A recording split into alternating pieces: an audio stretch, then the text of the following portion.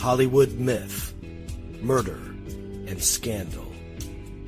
Where does the truth end and the fiction begin? Join us for an all-access tour through some of the most sordid tales in Hollywood history. These are stories of dashed hopes, unbearable losses, of meteoric rises and savage falls.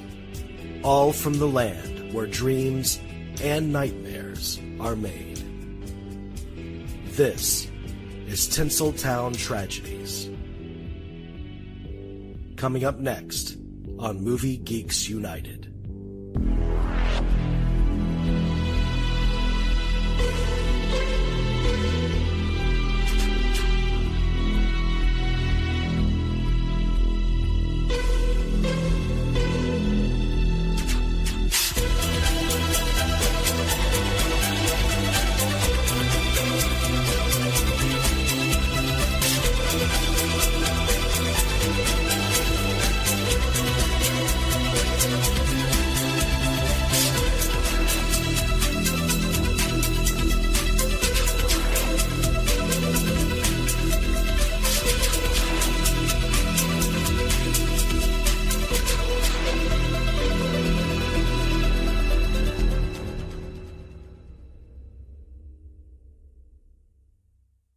Episode 3, The Haunting Mysteries of the Black Dahlia.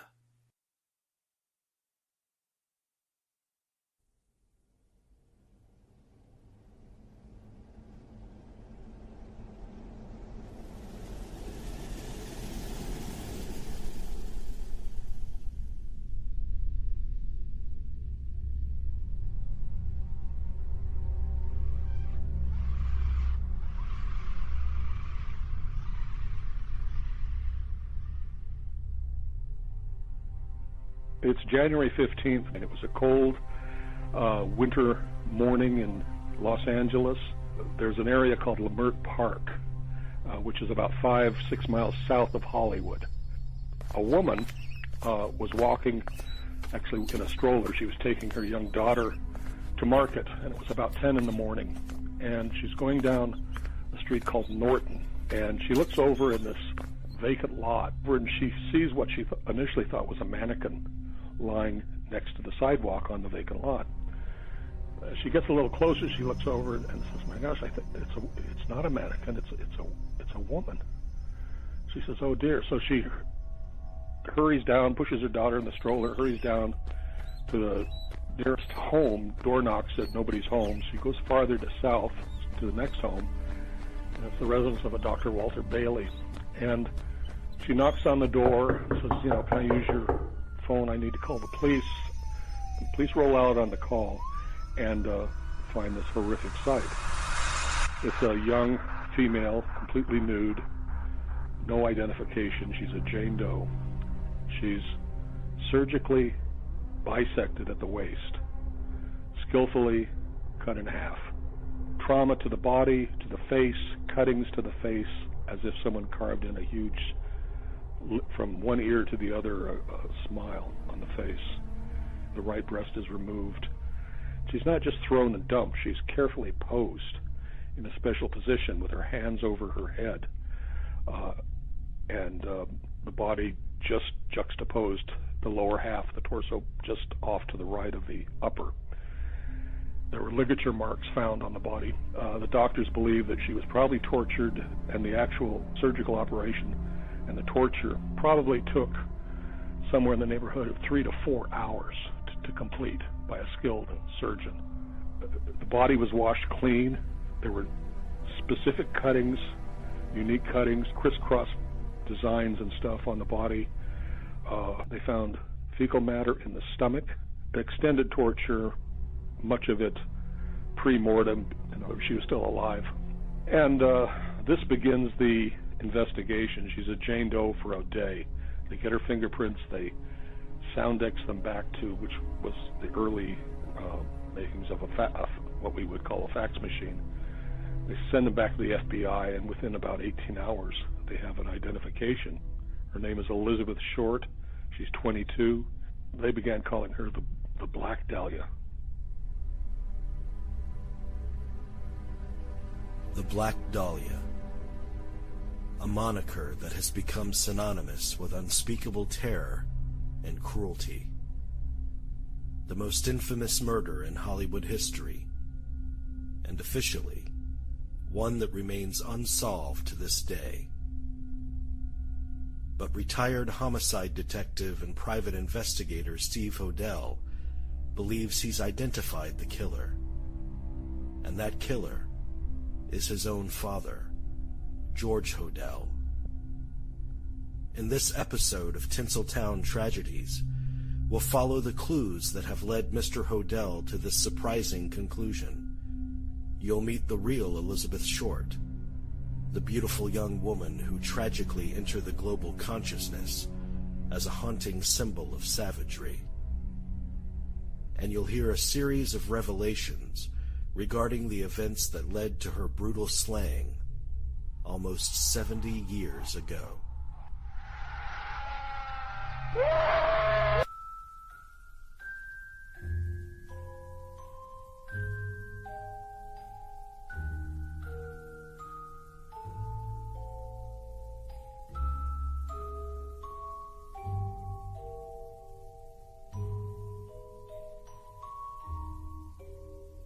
She was unknowable in a way. Los Angeles crime historian Joan Renner. We think we know a lot about her, and we do know some things, but like everybody, she, I'm sure, had her secrets, and we don't know what they are, what they were, and we'll probably never know. Here's what we do know. Elizabeth Short was born on July 29th, 1924, in Boston, Massachusetts, but she grew up in nearby Medford. Her parents were Cleo and Phoebe Short. She was the third of their 5 daughters. Following the stock market crash of 1929, her father parked his car on a bridge and disappeared.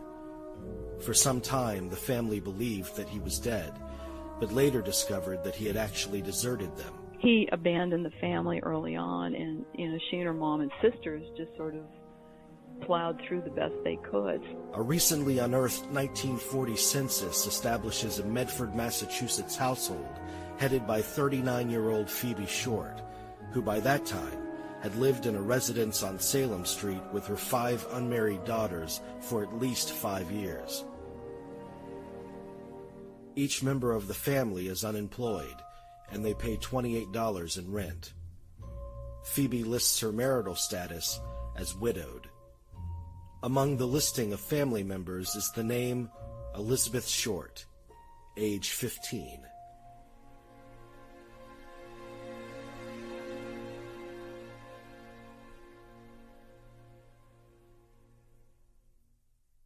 I mean, nobody really knew the real Elizabeth Short, what was motivating her, what was driving her.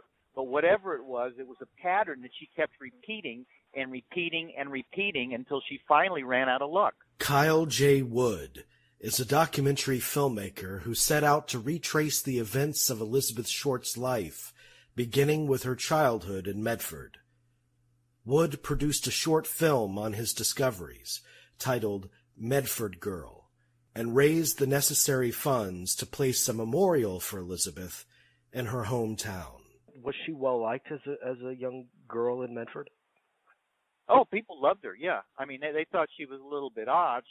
She had this chestnut brown hair, and she used to put darkener on it to make it look more black, and she'd wear kind of like white clown makeup almost to kind of highlight her face, and dark clothes, and she liked being looked at.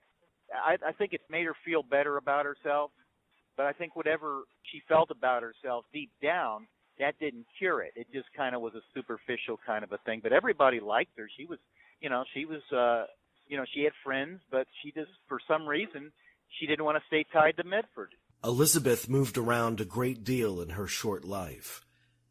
But here's a probable timeline of her many comings and goings, based largely on the Los Angeles District Attorney's case files. Winter, 1940.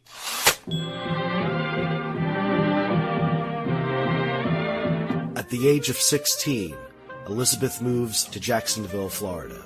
A picture taken in 1942 purportedly shows Elizabeth posing at that city's intersection of Ortega Boulevard and Yacht Club Road. She had some upper respiratory problems.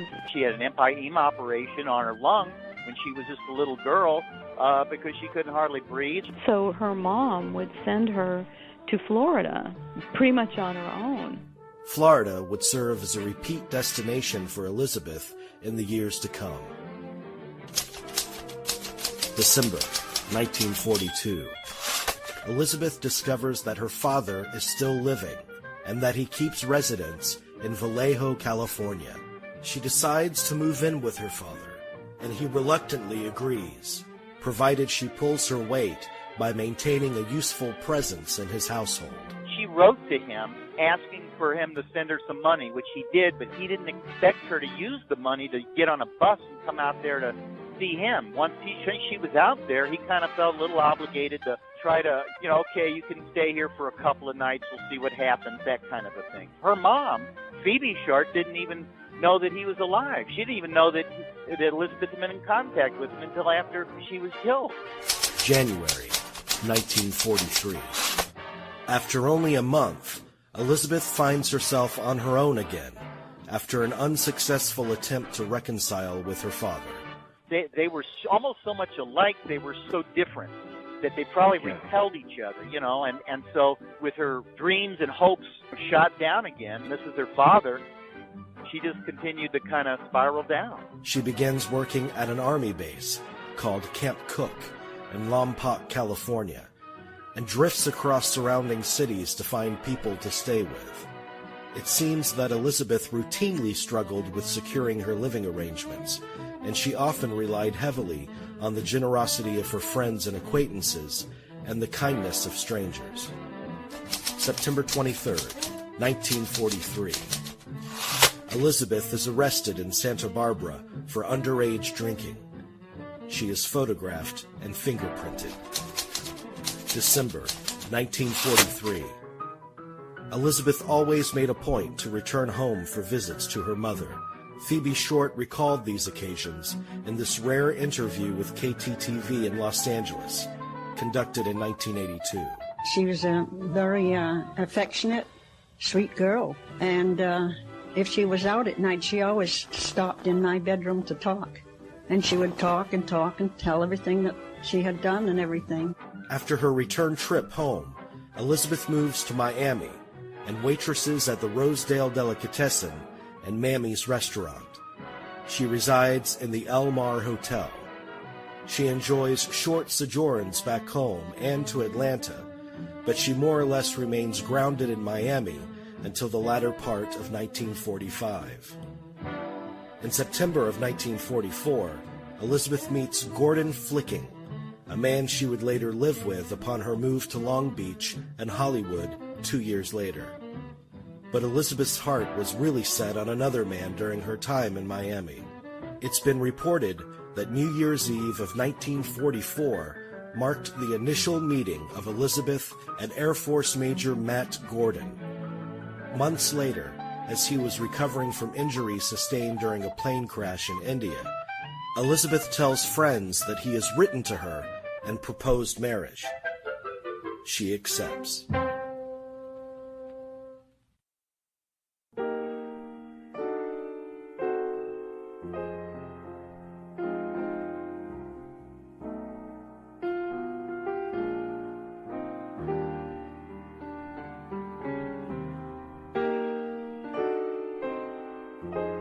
In March of 1945, Elizabeth moves back home and begins working at St. Clair's restaurant in Boston.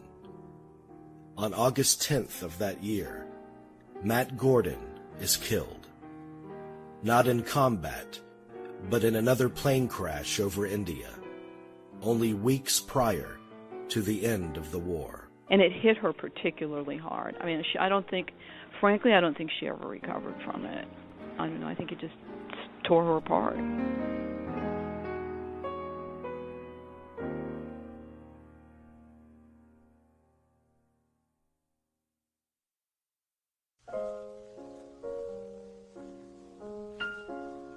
In In the months following Matt Gordon's death, Elizabeth began corresponding with another man she first made contact with in Florida, Gordon Flicking. Their correspondences reveal a growing affection between them, although Elizabeth clearly wanted more from Flicking than he was willing to provide. Darling, I do hope that you enjoyed a happy Christmas at home with your folks. Where do you expect to live permanently?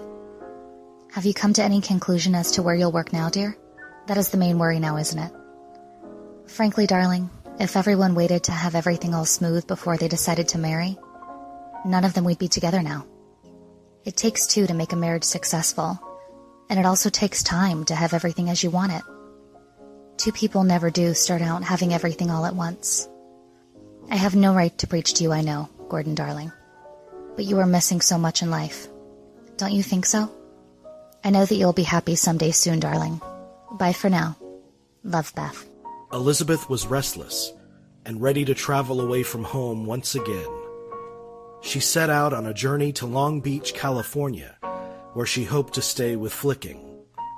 She spent what was to be her final moments with her family prior to departing. A friend of mine had talked to one of her sisters back in the 80s, and she had said the last time she was at home, a bunch of the girls, her and a bunch of her friends, went down to Medford Square to get their fortune read by this local kind of fortune teller. She was a palm reader or something, and they just thought it was fun. They kind of went down there, and everybody got their fortune read. And when it came around to Betty to have her fortune read, she shied away from it. She got real solemn, and she said, I don't want to do that. And that they just kind of, and looking back later, they just thought that was kind of strange, like she may have sensed an impending doom that or something about herself. On her way to Long Beach, Elizabeth made stops to Indianapolis and Chicago. While she was staying at the Windy City's Park Row Hotel, Gordon Flicking sent her a telegram. Darling, I've been away recently. My letters to Indianapolis returned. You're moving too fast. Letter follows. Don't move. Signed, Love, Gordon.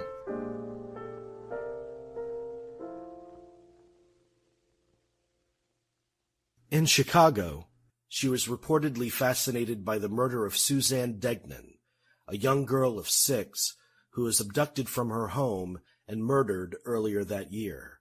An article from the LA Examiner reports that Elizabeth's preoccupation with the case led her to masquerade as a Massachusetts-based reporter covering the trial of the man who was eventually convicted of murdering Suzanne and 2 other women.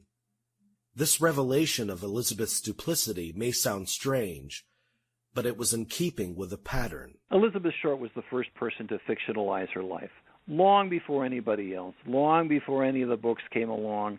And that's really what made the case so difficult to solve. Larry Harnish is a former Los Angeles Times copy editor and writer who became interested in the Black Dahlia case in the late 90s.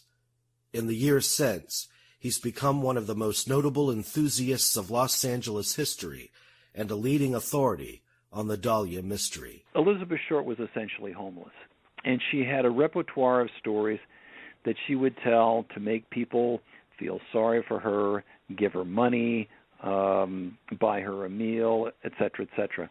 And none of these stories were really true. And so she built up this huge fictional biography that really impeded the investigation in some ways because, there were these phony stories, but they were coming from her, and to really, I don't think the police were really prepared for her to have fictionalized her life that much. It's a very strange phenomenon. It really is. Filmmaker Kyle Wood. She lied to everybody about, who she really was. I mean, when they try to put the pieces together, she told a different story to everybody. She knew how to work people's sympathies, how to play on their sympathies and either get a place to stay, a meal, some money, whatever. I mean, she had a repertoire of stories, and so I think just out of the need to survive. And at the same time, she would write to her mother to tell her how great things were going.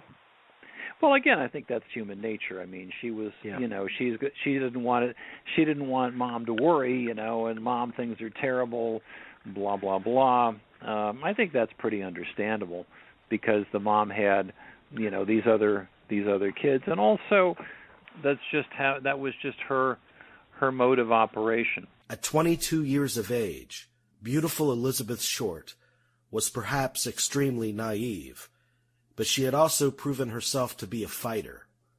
She came from and continued to exist in extreme poverty, but she had traveled extensively, endeared herself to many, and survived on sheer calculation and willpower. In July of 1946, her journey reached its final destination when she moved to Los Angeles. Napa know-how. The Napa guy knows not to judge a man by his car's multicolored paint job or absence of modern gadgetry. Who cares if it's technically old enough to vote and the windows are powered by the strength of your left arm? Your monthly payment is zero, and it'll stay that way. Because with over 500,000 parts and a little Napa know-how, you can keep anything on the road. She may not be pretty, but she's all yours. That's Napa know-how. Napa know-how.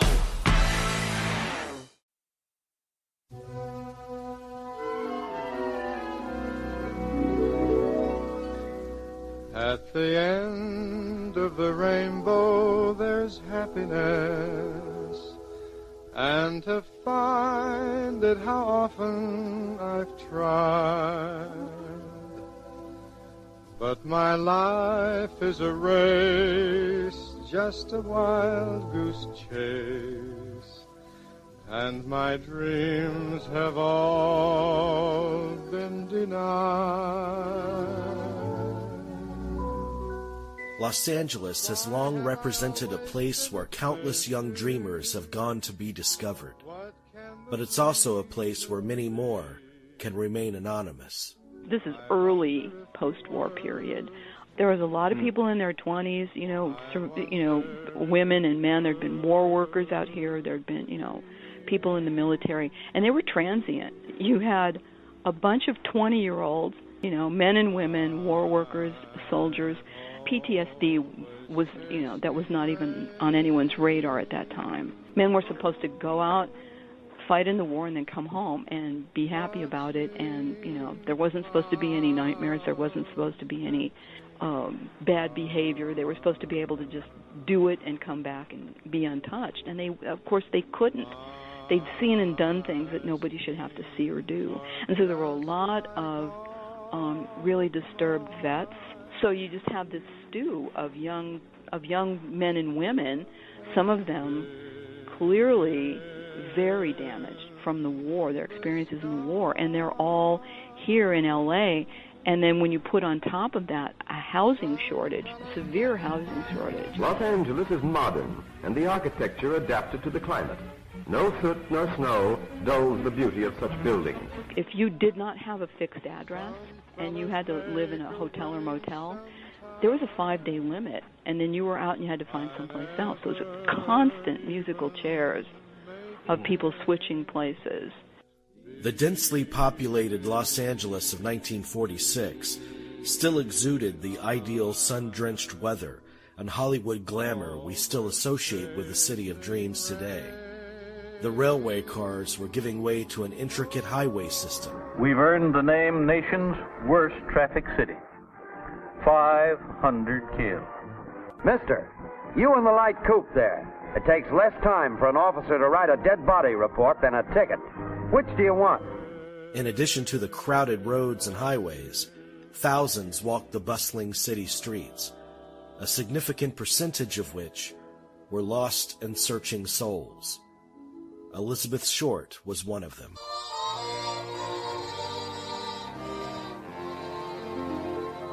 When Elizabeth first moved to Los Angeles, she lived for a brief time with Gordon Flicking in Long Beach.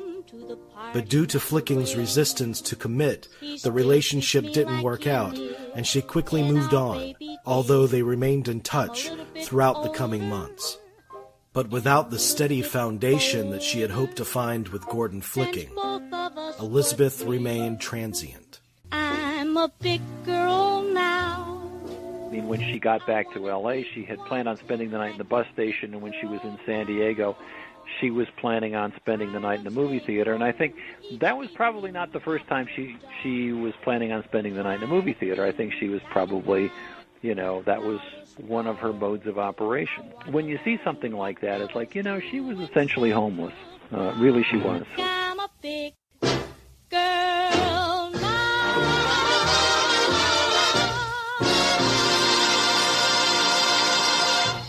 Do you know if she definitely had her sights set on getting into the entertainment industry? I doubt it. She really didn't care about the Hollywood part of that. I knew girls like her when I lived out there. If they had fallen into it, that would have been great. But it's not something they would have been so serious about as to pursue it. When she did end up in Hollywood, I think she wrote comforting letters to her mother like, Mom, everything's going great, I think I want to be, maybe I want to be an actress, blah, blah, yada, yada. But there's nothing that I've ever seen that suggested that she ever went to any, cattle calls, where they call in a bunch of people, and none of that. Never worked as an extra, and she knew people who did. She knew people who wanted film careers and pursued it. But I think that's a fiction that comes out of probably some lies she may have told her mother, because she just didn't want her to worry, and so she just write these happy, cheerful, everything's fine mom letters home when everything wasn't fine at all. And this is kind of where we need to separate Elizabeth Short and the Black Dahlia. The Black Dahlia is, it's kind of what we want to believe about impressionable young women from back east, naive, starstruck, come to Los Angeles, come to big bad Hollywood, and terrible things happen. I mean, the Black Dahlia fits right in with that. It's kind of this morality tale of what happens to naive young women who come to L.A. and want to be in the movies. And we've turned it into kind of a moralistic tale. That's the Black Dahlia. Now, to talk about Elizabeth Short, there is nothing to show that she was ever in the school play or anything. I mean, there's nothing to show she ever took any acting classes, any kind of movement classes, or anything. You would have a pretty hard time making the case that, in fact, she had ever been in anything and had ever really made any sort of attempt to be an actress. I mean, that's the irony of the Black Dahlia case, is she has come down as this aspiring wannabe actress, and the reality is we don't see that. There is absolutely nothing, zero, to show that she was ever even in the class play. Nothing. She might have told her mother that because, she was good looking and she could get a job, in the background or something like that where she didn't have any lines or whatever. But I think the reality is, it's what we want to believe. But the thing about having a goal, an aspiration, is that takes planning. To get into the movies takes planning. And Elizabeth Short was not really somebody who was looking down the road very much. I mean, her goal was to, get a meal, find a place to spend the night. That's really where her thinking was. It was not, how am I going to, storm the gates at Paramount. It was, where's my next meal coming from? What was her daily existence like when she was in Hollywood? It was pretty similar to other girls her age in the same circumstances. She was never a prostitute. I know that's been floated before, but there's nothing. There was a prostitute by the same name working in L.A. But that was not this Elizabeth Short. She was never a prostitute. What she did do, though, was borrow money, crash someplace if somebody had a room. When she lived on Cherokee, she lived with a few other girls her own age, and they each paid $1 a night. They had a couple of bunk beds. It was like a one-bedroom apartment with bunk beds. And so there's 3 or 4 girls living there at any given time, and it's $1 a night. And a lot of times, Beth couldn't make the buck, and she'd kind of sneak out the back way sort of thing. But they just sort of lived hand to mouth. I mean, there was a lot of these people. There was a newspaper article written about them at the time, these girls, and it was called Children of the Night. And it was all sort of these young women, these sort of like they didn't have jobs, they were leading kind of a shadowy existence. They would just, like a gentleman would pay for dinner, you know. So usually they'd be looking for someone to go out with, to pay for dinner or pay for, you know, breakfast, lunch, whatever. And so she wasn't trading sexual favors for it, but she was trading company. She had been seen with at least 25 men within the 60-day period before her death. And you know, they said, you know, she was a teaser of men, but she'd ride with them, she'd, you know, chisel a place to sleep, but she'd refuse to have sexual intercourse. And a lot of times she'd tell them that she was engaged or married. Her story changed a lot. She told some people that she was a widow, and then sometimes she was a widow whose husband and child had died. She'd never been pregnant. She fabricated a lot of stories. She was sexually active, you know. Right. She was in her 20s. She's an attractive girl. There's a lot of attractive guys in uniform around L.A. at the same time. It's chemistry. She was in Hollywood, and she met a young soldier, and his name is redacted in the FBI files on the case and stuff. He's just referred to as Sergeant Doe. And Beth met this guy, and she was partial to guys in uniform, not unusual for young women at the time. It was considered patriotic, right? So she met Sergeant Doe. She agreed to go out to dinner with him. They went to this place called Tom Brenneman's in Hollywood, and Brenneman's had like a radio show from there. There, you know, live, you know, big band music, all that stuff. And there was almost always a line to get in. And Beth was able to jump the line because she knew the maitre d'. She was a fairly, you know, regular there. And so she and Sergeant Doe went there. They had dinner. They left. They went back to the Figueroa Hotel. She told him, hey, give me a few minutes, you know, to basically let me slip into something more comfortable speech. And then we don't know what room she stayed in, but then he went up to her room, knocked on the door. He told the feds, probably LAPD too, that she opened the door and she was in something slinky. She didn't have a very large wardrobe, so that might have been his imagination, or she maybe did have one slinky thing in her suitcase, but he said she opened the door in like a flimsy negligee, and they had intercourse. He said that he didn't think that she got much enjoyment out of it. And so he concluded, in his infinite wisdom, that she must have been a lesbian. But that didn't prevent him from asking her out again.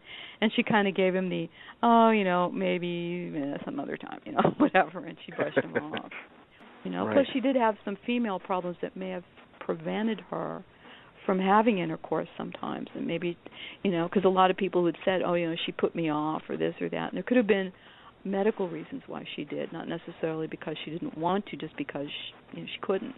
In regards to Elizabeth Short's sexual exploits, an unseemly rumor was fabricated early on, and again recalled with great resonance by author John Gilmore in his 1994 book Severed, which claimed that Elizabeth, in fact, could not have intercourse. The reason? A rare condition they called infantile genitalia. This, as argued by these theorists and others, could have enraged a potential paramour, and therefore, at least partially, provide a motive for her murder. But like so many tawdry details that have flowered around this case over the course of 70 years, the infantile genitalia claim is nothing but erroneous gossip. For one thing, I hate to burst anyone's bubble, but there's no such thing as infantile genitalia that would be preventing someone from having intercourse with you if they were determined to do that. Sad but true, people molest children. Now that's real infantile genitalia. Beth did not have anything remotely like that. She was perfectly normal. The autopsy proved she'd never been pregnant, but she did have trouble with her Bartholin's gland. Now, the Bartholin's gland is a gland that provides lubrication, for women for intercourse. But in her case, the Bartholin's gland would sometimes become infected, and it it can actually literally become the size of an ostrich egg, and very uncomfortable. And you figure that, you know, that Beth Short was living, you know, she never had any privacy. So if she wanted to sit down and, you know, and just like take a warm bath, this just wasn't possible. And the treatment she received for it was the treatment that was available at the time, which is one that makes me wince, but it was lancing it. That was the treatment. You go in and you have that thing lanced, and that's it, you know. And so there was a lot of times when that I'm sure that had to have been bothering her. And so that would be the explanation. But the other part about her having malformed or unusual genitalia, no, that's just not the case at all. Not according to the autopsy. In 2012, writer Joan Renner helped to curate a public exhibit hosted by the Los Angeles Police Museum. Included in this exhibit was a set of extremely rare photos, possibly taken in the late summer of 1946, and likely the last known pictures taken of Elizabeth before her death. One of the things that we found when we were looking through stuff to put on the Black Dahlia exhibit at the Police Museum, there was something in an envelope, and the envelope wasn't marked. It was in a file, and, you know, we like, shake it, what's in there? Empty out the envelope. There's photographs of Beth Short that hadn't been seen probably by anyone but detectives since 1947. And what they were photographs of were a day that Beth spent in Hollywood with a young soldier she'd met in Long Beach. They lived in the same building in Long Beach. And this is where her compulsive lying, I think, comes in. She said she'd never been to Hollywood. Well, she'd lived there, but she told this guy she'd never been to Hollywood, and she'd love to spend a day there. And so he did. He took her up to Hollywood, and he photographed her at quite a few little touristy spots around town. But one of the photographs he took of her, it was underneath the sign at the Earl Carroll Theater, and the Earl Carroll Theater had the motto, "The most beautiful girls in the world." And he posed Beth underneath the most beautiful girls. And that's just an image I love of her. Of course, it's a black and white photograph, and it's just, there she is under that, you know, we're like, oh, that is just amazing. And I think may have been one of her, that one of the details looked like it might have been the Chinese theater. I mean, you know, so they went around all that day. The gentleman who escorted Elizabeth throughout Hollywood that day was Robert Robertson, a young GI from Idaho who was visiting the Hollywood area. For Robert, that escapade through Hollywood represented an idyllic moment in the company of a beautiful young woman. After her death, however, it came to represent much more, as Robertson's son-in-law, John Hamowitz, revealed to us. My prayer is to linger with you at the end of the day in a dream that's divine. He had just gotten out of the Army, and he lived in Idaho, and he was a very good-looking man. I mean, he had really movie star good looks. He was very, very handsome and very outgoing. And after the war, he went back to his home in Idaho, and him and his friend decided to take a trip out to L.A.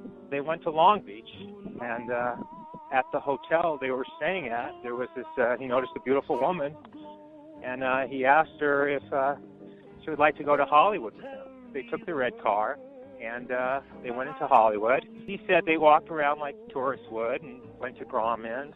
But it was what I found about one amusing anecdote is that he said that he was walking with her, and they were just around where Schwab's would be, and up pulls a car, convertible, and it was John Wayne.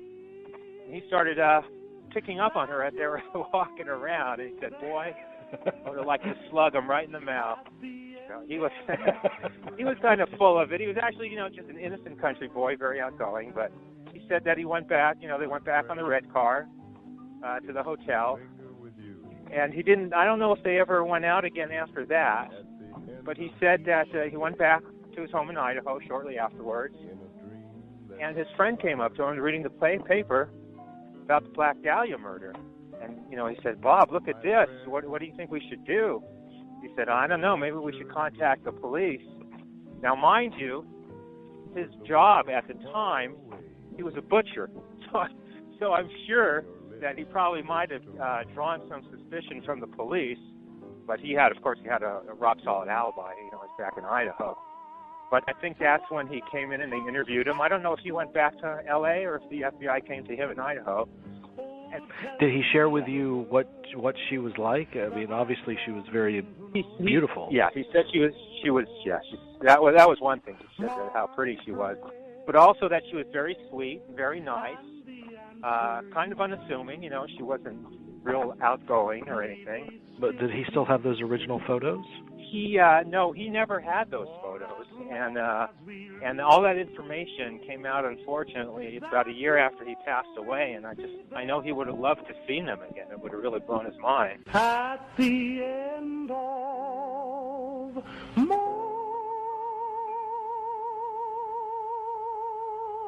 breath.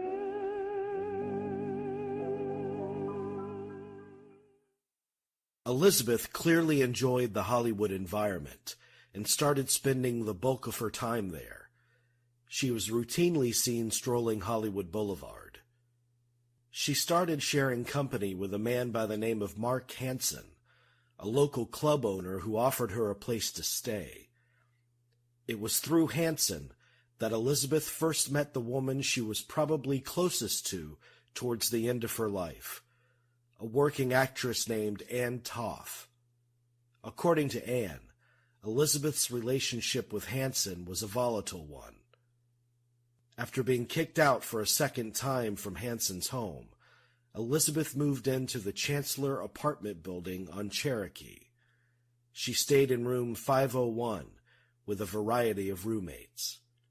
Terribly unhappy with her living arrangements at the Chancellor, Elizabeth paid a visit to San Diego in early December 1946. Elizabeth Short had gone down to San Diego for the holidays, for Christmas. She had told various people that she was going to go up and visit her sister who was living in Berkeley. Totally untrue. Didn't do that. Went the opposite way. Went down to San Diego and hung out, was in an all-night movie theater, and made friends with the cashier there, felt sorry for her, and took her home. The woman who took Elizabeth in was 22-year-old Dorothy French, who lived with her mother, Elvira. During her stay in Dorothy's home, Elizabeth drafted a letter to someone she clearly still held great affection for, Gordon Flicking.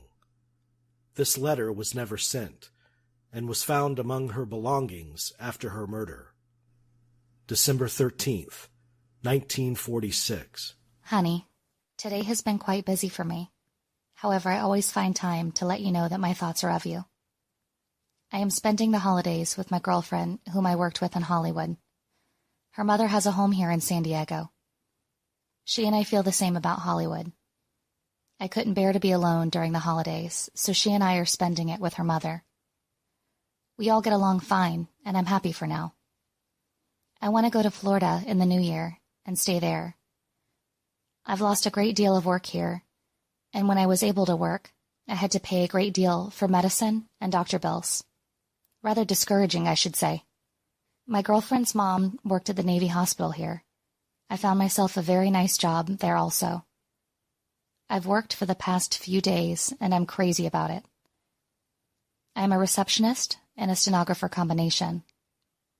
I work for a lieutenant commander, and he is very nice to me.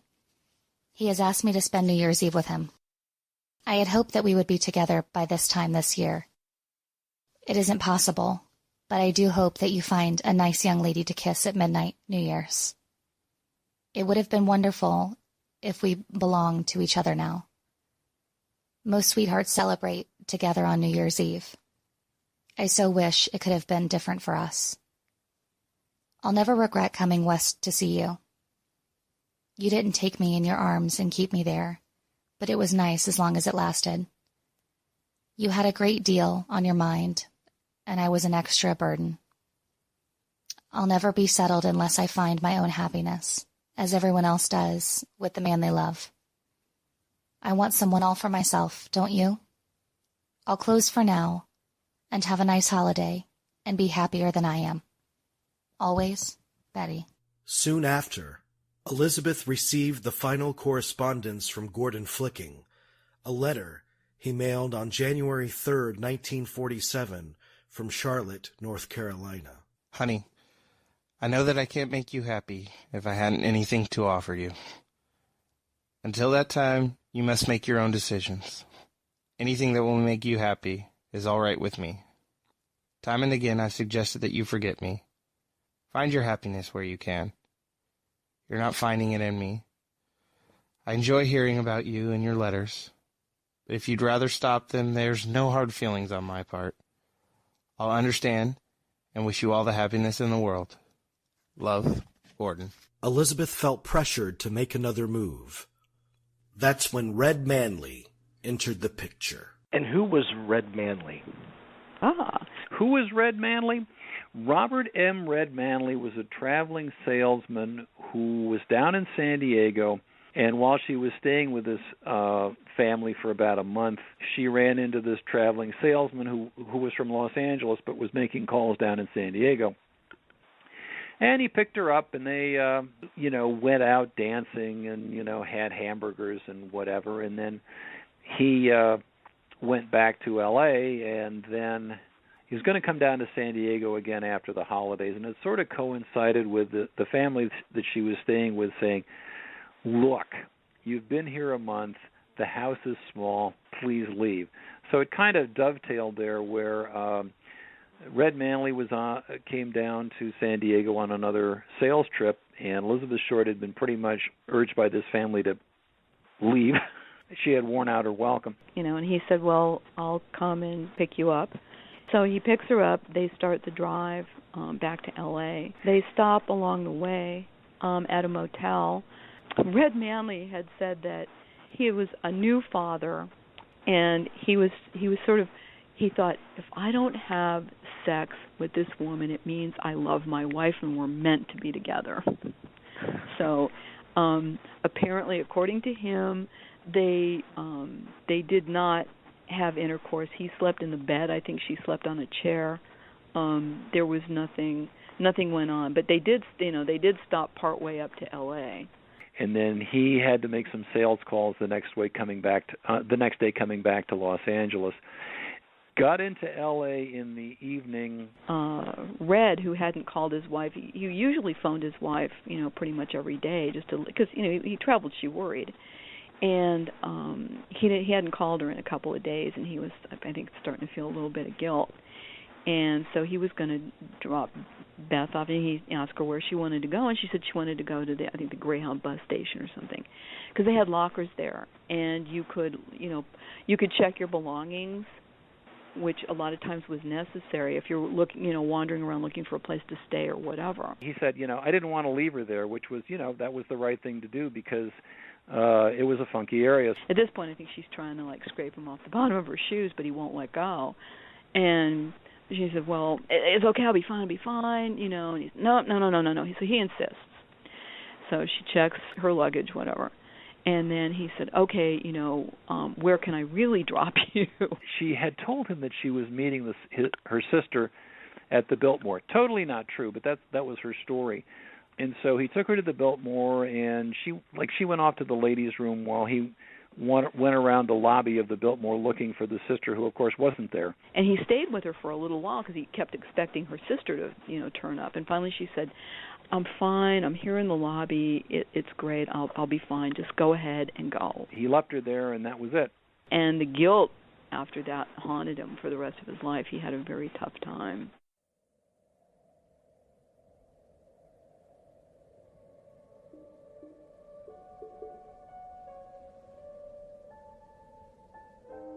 When they are questioned later by police, hotel personnel claim that Elizabeth spent some time in the lobby of the Biltmore, and she occasionally used the payphone and made visits to the ladies' room. According to Red Manley, she was wearing her signature black suit, white blouse, gloves, stockings, suede high-heeled shoes, and a beige coat given to her by her friend Ann Toth. She was last seen exiting the Biltmore lobby later that evening. She made her way down Olive Street and disappeared into the downtown LA night. It was January 9th, 1947.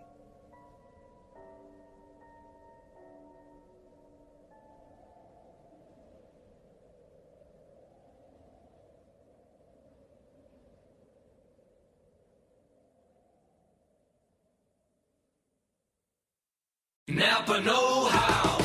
A Napa guy knows more isn't always better, unless we're talking about full-size vans. These beasts do more than get you from A to B. They have so much space a man can live in it. With shag carpeting, waterbed, and a sweet lava lamp, these mobile abodes have all the comforts of home. With quality parts and plenty of Napa know-how, you can keep the original tiny house running longer, stronger. That's Napa know-how. Napa know-how. January 15th, 1947.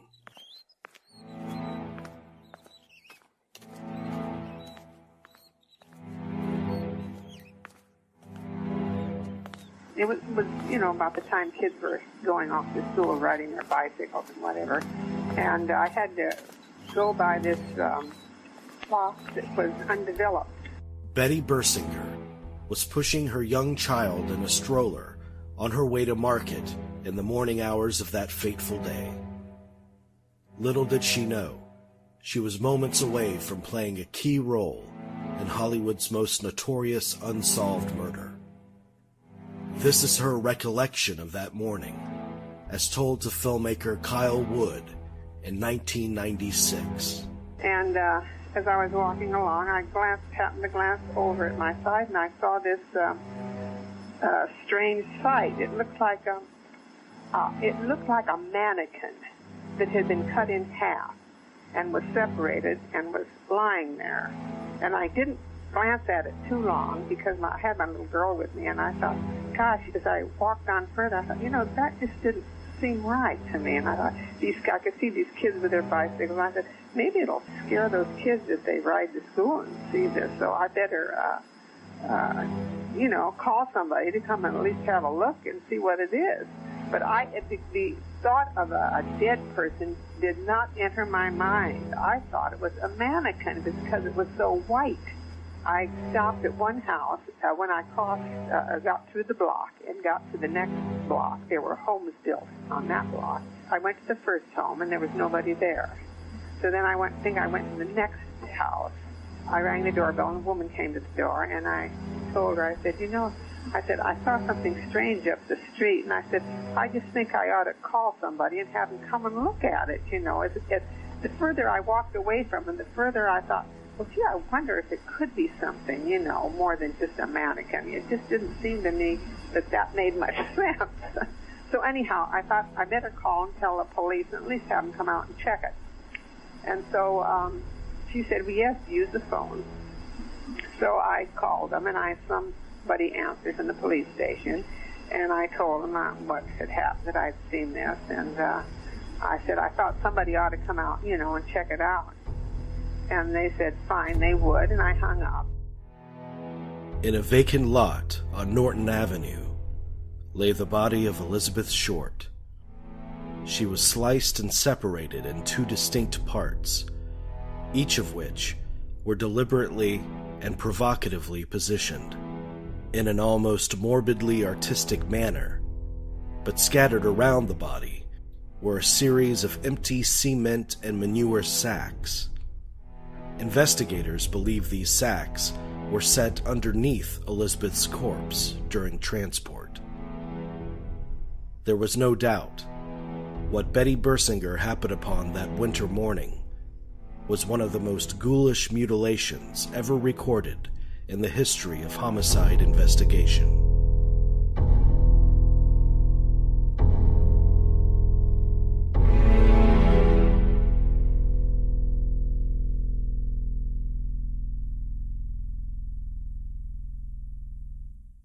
In the hours before the discovery of Elizabeth Short's body, her mother Phoebe had a premonition. All the sisters were in Medford back at the home, and all of them were there except Elizabeth. And Phoebe, her mom, went to bed that night, and she woke up about midnight, and she said that she thought somebody had pulled the blankets off her bed, because she got up and thought maybe she'd left the window open, but the window was closed. And from that moment on, she couldn't get it out of her head that something had happened to Elizabeth. That whole next day, she sat in a chair and she just kind of paced the floor. She said it was the strangest feeling that was like, it was like this happened around midnight, right around the time that the murder might have happened. And it just kind of just sends chills up your, back when you think about it. She was dying, her spirit was reaching out. The press, ever alert to police calls, were the first to arrive on the scene, led by Los Angeles Examiner newsman Will Fowler. Their grisly and infamous photos of the scene that morning would grace the front pages of newspapers in censored form for many years to come. Then there wasn't such a line between cops and reporters. They had a sort of a symbiotic relationship. It wasn't so adversarial. So, routinely reporters crossed the crime scene tape and found their way into, all kinds of things. Sometimes they got there before the authorities did. Oh, absolutely. Well, as in the Dahlia case, they did. The press, in fact, were responsible for identifying the body as belonging to Elizabeth Short. Unlike the police department, they had access to the equipment needed to sound photo fingerprints to the FBI. The Bureau quickly matched these prints to Elizabeth based on her previous arrest for underage drinking. This discovery inspired perhaps one of the most heartbreaking elements of this entire story. Armed with the knowledge of Elizabeth's identity, they set out to learn more about her, to get a big scoop, before handing over this information to the police. They tracked down Elizabeth's mother, Phoebe, and called her at home in Medford. They pretended to be representatives from a beauty contest and informed Phoebe that Elizabeth had been chosen as their winner. They took advantage of the mother's obvious excitement to prod for more information until they could no longer maintain their facade and eventually broke the news of her daughter's murder. 2 LAPD detectives, Harry Hansen and Finis Brown, were assigned to the case. They were in attendance during her autopsy. This is the autopsy of Jane Doe number 1, January 16, 1947. Elizabeth Short was killed up to 10 hours before the discovery of her body. She was tortured both before and after her death. No signs of sperm or sexual intercourse were found. A significant part of her right breast had been removed. A patch of skin containing a small rose tattoo was removed from her left thigh and later found stuffed in her vagina. Deep laceration on the face 3 inches long, which extends laterally from the right corner of the mouth. There's a deep laceration 2.5 inches long, extending laterally from the left corner of the mouth. Most astonishingly, Elizabeth was drained of blood and cut completely and cleanly in half, neatly bisected between the second and third lumbar vertebrae, the only area of the spine which can be severed without the use of a saw. The surgical precision with which this was performed led investigators to theorize that the killer must have had medical training.